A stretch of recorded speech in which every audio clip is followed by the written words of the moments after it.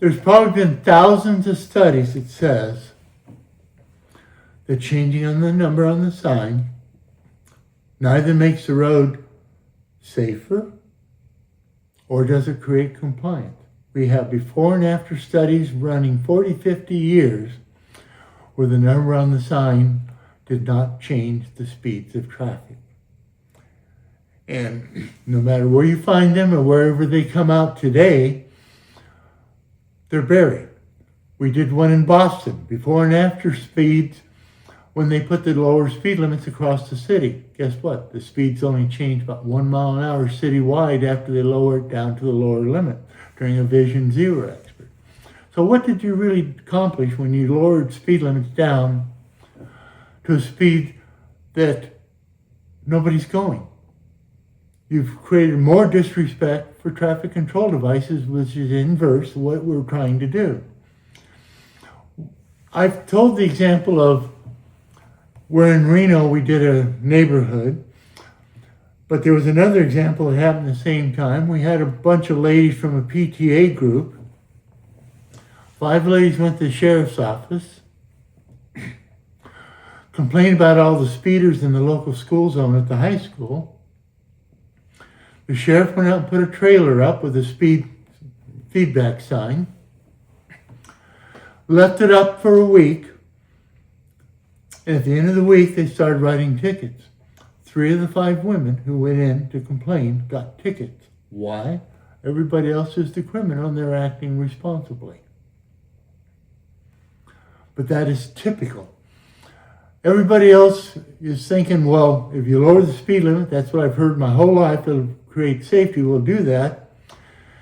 And they ignore the real life experience we've had for 70 years with actually recorded data on how you really make a road safe, and it's to make sure the road is safe for the public consensus, what they have found to drive, as to employ ever-increasing police state powers on signs that you know have no effect and do not improve safety, but in several studies have proved to actually increase accident risk by increasing speed divergence and confliction flow with the regular flow. Now, anytime you create chaos with the flow, you've got conflict of movement and constrictions and everything. This happens on move over laws where you have people being told to move over, so you create a conflict zone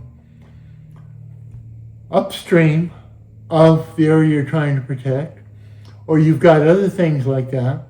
You've got speed bumps that are causing kids on bicycles to get severely injured. The auto accidents may not go up, and the speeds in between the bumps don't change because people speed back up. But the irony of it is, again, I'll use my mom. She was next to an area like this, and her whole house was covered with soot inside and out. She had white furniture, and she was constantly wiping the soot off the shelves and the patios and everything else because the speed bump had caused a carbon zone where the carbon off the vehicle's accelerating left a cloud over her house.